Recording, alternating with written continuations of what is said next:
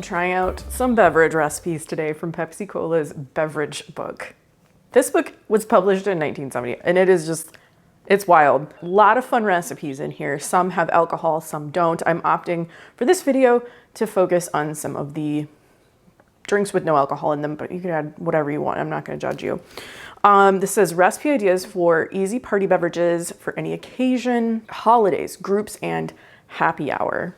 Can't wait to get into this one. I love having my fun little drinks pretty much all year round, but like especially in the summer, it's just nice to have an assortment of things. I have like different flavored seltzers, some sodas, all kinds of different stuff. And it's like not just fun for myself, but it makes it easier to host people, right? If someone drops by, I like to be able to offer them just like a fun little beverage. So thought we would try some new flavor combinations, some extra fun stuff in here. And if you're new here, I'm Anna. Hello, welcome. I try vintage recipes for my vintage cookbook collection. I do it every single week, Sundays at 5. So if that sounds like something you're interested in, I hope you stick around. But we've got to get to this first beverage because I'm really excited. This is the one I chose. See if we can zero in on that recipe. This is the Pampered Pirate. And boy, is it purple. It's very purple. This consists of blackberries or blueberries, milk, honey, and patio orange. Now, patio orange, you might be asking yourself, what is that? This is something I run into in a lot of vintage cookbooks. I've talked about it before. Sometimes you find ingredients in these books, especially product cookbooks, and the ingredients have been discontinued. So I often have to seek out an equal or close substitute. Patio was a soda or a pop. I live in Ohio, so we really, most of the time we say pop. Patio was like the early version of Diet Pepsi. And it came in a cola flavor, but it came in like orange and grape. And so Patio Orange is basically diet orange soda. I found this Sun-Kissed Orange Zero. I didn't want to buy a whole case of something. So this is what I was able to get in a single bottle. And I seem to remember, actually, didn't Mad Men, if you've watched that, I think they had an episode where they talked about Patio, or they were like they were coming up with an ad campaign for Patio. But anyway, let's get to this Pampered Pirate. I'm working with frozen blueberries, because that's what I have on hand, and you're supposed to blend this drink with ice anyway. So I'm gonna forego the ice and just see where we get with these frozen blueberries. Blend all ingredients at high speed for 20 seconds. The full recipe makes 4 drinks, and I really just want one. So we're making a small amount here. I've got half a cup of frozen blueberries. I believe Patio was discontinued just shortly after this book was published, sometime in the 70s. I do remember my mom talking about it, like mentioning it though. Half a cup of milk. So this is gonna be kind of like a milkshake, a smoothie. 1/4 of a tablespoon of honey. Drizzle that in. There's not very much soda in this at all. Soda, pop, I use them interchangeably. Someone's gonna yell at me no matter what. There's only half a tablespoon of this in the drink. If I were making the full recipe, there'd be 2 tablespoons, but I think it's kind of funny that there's just that tiny, tiny little amount. I have a smaller blender container than this. I probably could have gotten that. We'll see if this works. If it doesn't, we'll switch. Oh, it's working. 20 seconds, that's what it said. Without straining, pour into chilled champagne glasses. Oh, it smells very blueberry.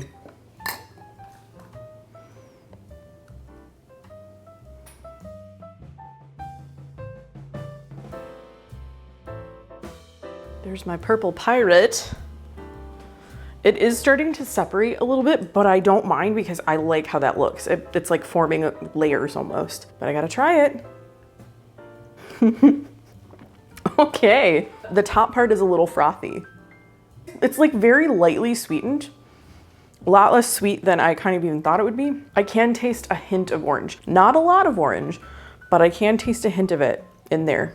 It's not quite as like thick and heavy as a smoothie. Even though it's like milk-based, it is kind of refreshing, I gotta say. Because this is a Pepsi cookbook, I wanted to have at least one recipe that has Pepsi as an ingredient, and I decided to go with this right here, the curtain closer. I had to rinse out and like wash my blender because this is a blended drink as well. Place 2 ounces of Pepsi into this blender. Okay, I'm always expecting something to explode on me. I don't know why. It's the same with canned biscuits and crescent rolls. All right, so 2 ounces, that's 1/4 of a cup. That's this whole tiny measuring cup. Oh, so fizzy. This one makes a pretty small drink, which is good because I have another one I have to make later. 1 tablespoon of chocolate syrup. I'm gonna scrape that out with my tiny spatula. I just saw a set with this one and my tiny red spatula that I love at TJ Maxx. So look there if you're looking for these tiny spatulas. I like this one for certain instances because it's very like pointed at the top. So it's good for like digging stuff out. 2 tablespoons of heavy cream. This is making me think Laverne and Shirley with the milk and the Pepsi, which there is a milk and Pepsi drink in here. I'll show you later. I don't remember if it was Laverne or Shirley the drink, and I think it was Laverne. I don't know. Oh, and I forgot to get ice. I need to get some ice. Going on in. Blend at high speed for 20 seconds. Says I'm supposed to strain it. I think those ice cubes got like pretty much obliterated though. I also don't have like one of those cocktail strainers, so I would have to get just like a regular mesh. I mean, I could. I just don't see anything in there. It's like everything just blended in. I'm gonna try pouring it into a glass, and if it seems like it needs to be strained, I will strain it. Making drinks is messy. I feel like I'm making a bigger mess than I do when I like cook regular food. Didn't even fill this glass. Do I have a smaller glass? You'd think I would. Really small. Okay, I am gonna taste it. It's good. It tastes like chocolate and Pepsi. When I was a kid, I used to go to a drugstore with my dad that still had a soda fountain, and we would get chocolate Cokes. That's very similar to this, but very, very cold. The little addition of ice is really good. And just a little creaminess. I do like this. I like it so much if I made another one, I'd probably double it because this is just not that much, but it's tasty. I neglected a step. I made more because I need to take a thumbnail and it was not full. I was supposed to put chocolate shavings on the top. I've done that. It looks beautiful. I had to go scrounge up some chocolate from my pantry, and that was a chocolate coin. Right, I saved the most I don't know, involved drink for last, and that is the Strawberry Festival. It's not that this one is particularly complicated or anything, it just feels like there are more steps to it, probably because I actually have to whip cream. So I have 1/4 cup of heavy cream in here, nothing else, there's no sugar or anything, and I have to beat this until it is like stiffened. That's what we got. So I'm gonna put this in the fridge while I get the rest of my ingredients ready. Mix all but the last ingredient in an electric blender on high for 20 seconds, just like the other drinks. I've never used the blender so much in one day in my life. I need to start with 1/2 cup of Team. Team was the Pepsi answer to 7-Up. So that means it's like a lemon lime soda. I have a tiny lemon lime soda here. I just barely remember Team from when I was a little kid. They discontinued it in the 80s. I need 2 of these. That's 4 ounces. A 1/2 pint of sieved strawberries. So I had frozen strawberries. I let them thaw, and then I pushed them through a fine mesh sieve. If you have fresh strawberries, you can always like cook them down a little bit before you sieve them. I had frozen on hand and it worked really well. Oh, it smells so good. So it's like strawberry puree kind of, but you're removing the pulp and the seeds and everything rather than just putting them through a blender. 1/4 cup of powdered sugar. Juice of 1/4 of a lemon. It says red food coloring. I forgot to get that out. I don't know if I really want to use it anyway. Not for any like bad reason. It's just because I'm lazy. This is already looking red enough for me. So you can use red food coloring if you want. I'm just, like I said, lazy. Now I need to blend this for 20 seconds. Okay, the way that the strawberry and the lemon lime soda smell together, like the way that they're mixing, it's very interesting. It's pleasant. I will say it is pleasant. So now I'm supposed to take that cream that I like made and fold it in. So let me grab that. And this photo I showed you, the one that I showed you at the beginning, this is not the same drink. I wish we had photos of this drink, but we don't. I'm just supposed to fold it in. It doesn't say like fold it completely in or if it's supposed to be streaky or what. We're gonna try our best. These 2 things don't especially want to mix, but that's all right. Serve in 2 chilled silver goblets. Like I've got a silver goblet. I've got something better. I've selected a Libby Glass zoo animal, like carousel glass. I think that's better than a silver goblet. I have a whole set and I decided on this one. I just thought the pink would look really nice with this sort of green. I also like that this is a tall, skinny glass. Oh, it's so pink. I have to act so fast on these because like I gotta get my thumbnail photos because the effect starts to like wear off a little bit as these drinks sit for a minute. I found these fun little paper straws at the Dollar Tree, so I thought let's try one of those in here. Ooh, that's good. That's the best one for sure. It's like the most delicious, like frothy strawberry frappe. I need to make coffee. Now this isn't technically part of the recipes. This isn't in the book or anything like that, but we're running low and I do need to make it anyway. So I thought I would bring you along and show you what I do because I usually get some questions about this thing right here. It's either what is that or if the person knows what it is, do you like it? This is our OXO cold brew maker. That's what it is, and yes, we love it. I think we bought it 5 or 6 years ago, and we've used it pretty much every week, a couple of times a week since then, and it's more than paid for itself. I think the original price that we paid was $49.99. I think it's up to $59.99 now, but like I said, it has more than paid for itself. We drink our coffee at home most of the time, and there are even days where I'm like, oh, should we get like a fancy coffee out? And we look at each other and we're like, no, let's have home coffee. We like it that much. Some of it has to do with beans. You need to find the beans that you like.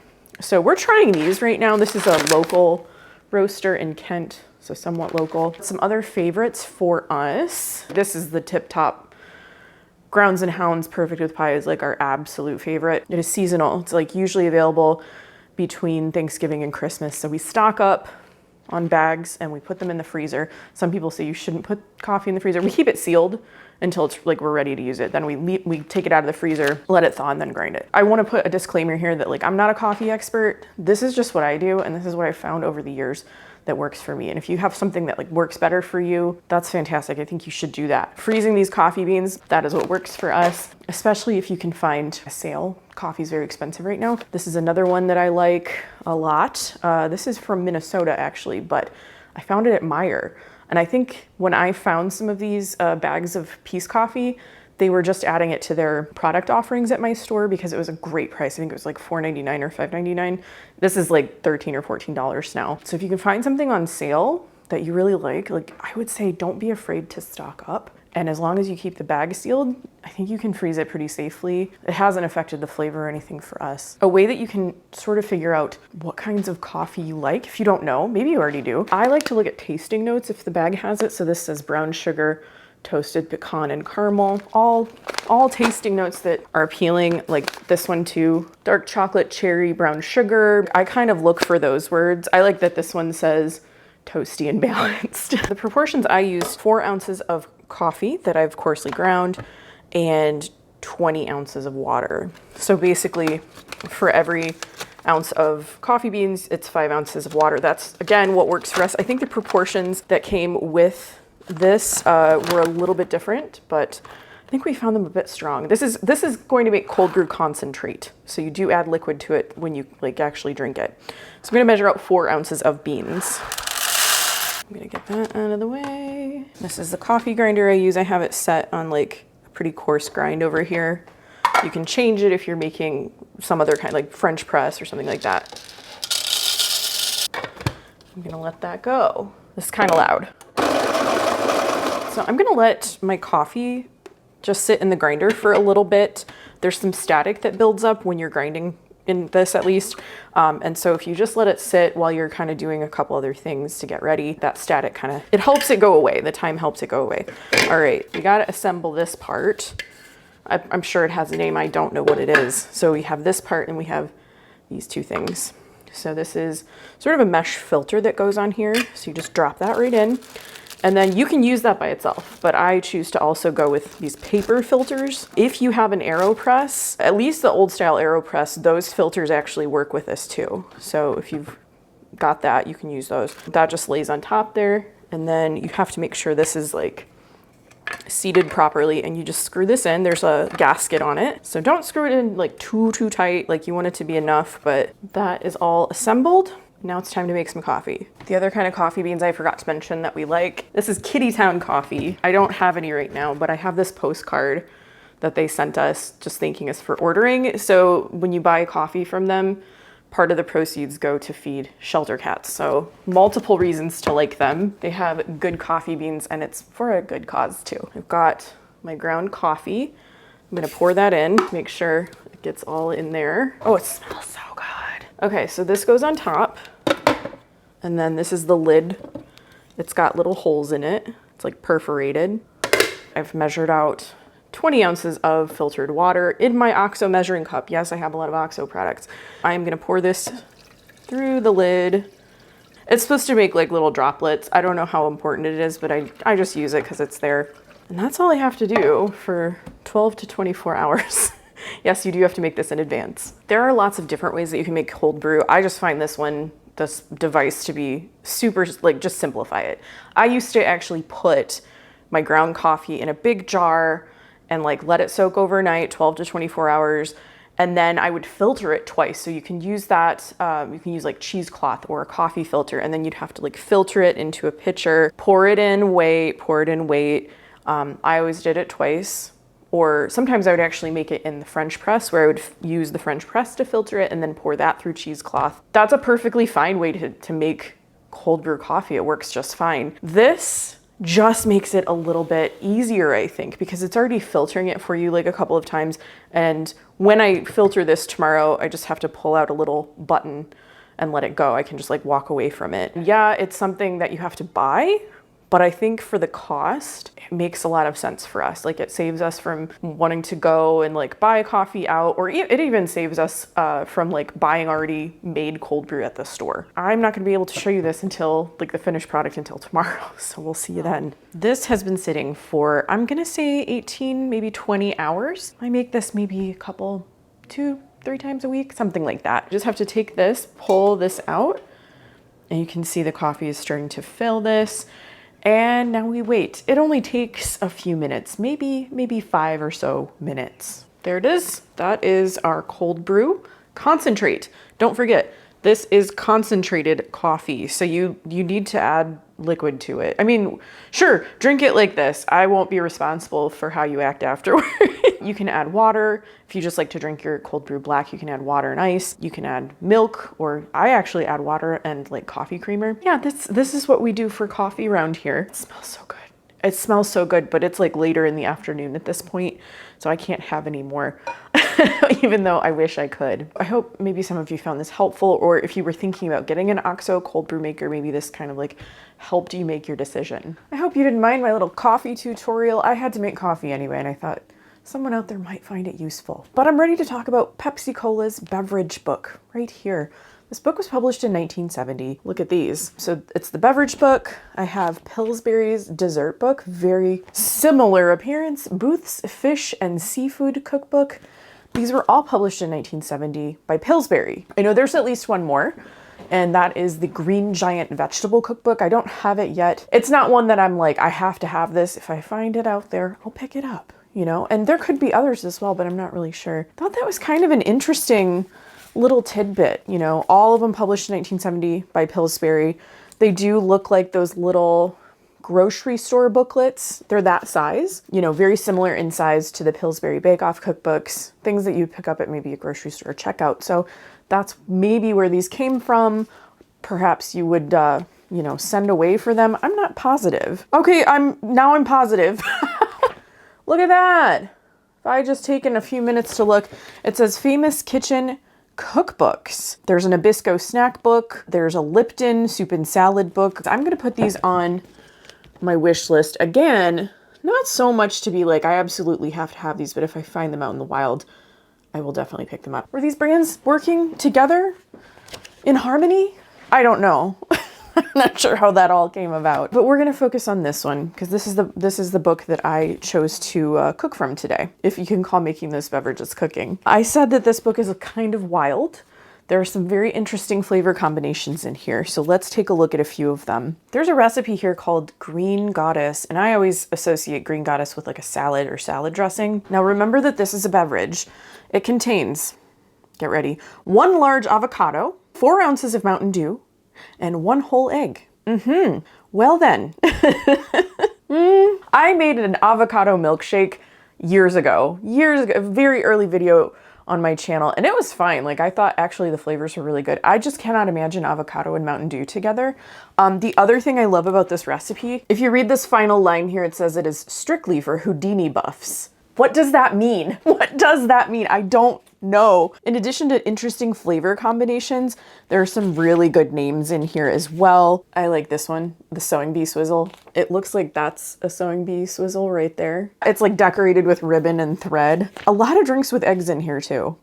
That's another thing I was noticing. The photos are also really good. I love this one because I love mugs. I have a real mug problem, and if I saw these in a store, I would buy them. The colorful stripes, but also that like little pedestal that they're on. I am a sucker for that type of mug. I have so many. This one is called Vote Getters. That's what the drink is called. It has sugar, Pepsi, coffee, and whipped cream. That doesn't sound too bad, actually. I think I would give that one a try. Sunny's Rendezvous. So that's a picture of Sunny's Rendezvous. That is the recipe right there. This is a huge drink. So this must be like a punch bowl because it's a pound of brown sugar, a pound of powdered sugar, a pound of melted butter, a quart of vanilla ice cream, 4 tablespoons of nutmeg, 4 tablespoons of cinnamon, and rum. So there we are. The rum comes in. The Snuggler's Aperitif. 2 ounces each of Pepsi Cola and Team, and a tablespoon of strong coffee. Who came up with all of these? You know, I know the basic names of some like popular drinks and cocktails, but we've got different ones in here like the Helpful Husband, the Wise Wife, Beer in That. There are some Halloween themed drinks in here. Maybe I'll bring this back out at Halloween time. We have the Trick or Treat, we have a Witch's Brew, we've got Little Pumpkins, and we have something called Goblins. There are just so many drinks in this book too. For as small as it is, it's just chock full. I would have liked to have sat in on the taste test for some of these. It just seemed like they really had to come up with a lot of different things and they were just trying it all out. But let's talk about the recipes I tried today. I kicked things off with a Pampered Pirate. The thing that immediately strikes me with this one is just how little of the actual product that they are promoting, like just how the tiniest amount of patio orange in the drink. Even if you make a full recipe of 4 drinks, there's just 2 tablespoons of like the main event in there. You could barely taste like the orange, sun-kissed orange that I used. So I feel like with this one, they were really reaching. They were like, well, you know, blueberries and honey and milk, that's great. I guess we add some patio orange to it. That being said, it did taste pretty good. You could just detect the slightest hint of orange. I would probably try adding more of it in there just to see. I don't know, blueberry and orange? What do you think? Should I do it again? The appearance. I think the appearance was really the biggest thing. The color was just beautiful. Next up was the curtain closer. We had Pepsi, chocolate syrup, heavy cream, and some grated chocolate. Now that was really delicious, mostly because I grew up having chocolate Cokes as a treat with my dad. And the addition of heavy cream was really nice. It made it kind of frothy and a little bit of a richness to it, reminiscent of Pepsi and milk. Oh yeah, actually I forgot to show you, there is a recipe in here for Pepsi and milk. They call it something really specific though. So here it is, it's the Pepsi and milk. They call it Charge. Okay, whatever. It's half cup Pepsi, half cup milk, so equal parts. I thought the curtain closer was very good. Maybe an early version of the dirty soda trend. Did someone from Swig get a hold of this book and decide I'm gonna start a business? Could be, who knows? It's very popular right now. And my final drink was the Strawberry Festival, and this was really my favorite. I mean, it was very appropriate for this time of year. Let's see, when I upload this video, it's probably just gonna be like early in strawberry season where I live, so it's kind of perfect. I thought the combination of strawberries and like a lemon lime flavored pop with just a little sweetness, and the lemon was really good. And then the cream, which the whipped cream that you don't, it's like unsweetened whipped cream. It was a perfect addition. It made for a really interesting texture too. It was very frothy and like a little bit of a frappe. I don't know, it just made it kind of fun to drink because sometimes you had these pockets of whipped cream and then the sweet strawberry drink as well. Very, very enjoyable. And I thought it was very festive looking too. You know, I really did this just for fun. I wouldn't make all 3 of these in one day again. Oh my gosh. I had to use the blender so much, and then there were more dishes. I made more dishes with this video than I have with videos where I've cooked from one cookbook for an entire day. It's kind of funny how that worked out. I think they were all good. This was definitely my favorite. I think the second place was probably the curtain closer, and then Pampered Pirate. But again, all good, all kind of fun. I wouldn't mind trying more recipes from this book, so let me know if you enjoyed this video and tell me, what is your favorite drink? I would love to hear about that, so please leave me a comment. I'd like to say a special thank you to my Patreon supporters. If you'd like to join us over there, I'll have a link in the description so that you can do that. Don't forget to look out for each other and take care of each other, and I'll see you in my next video. Bye.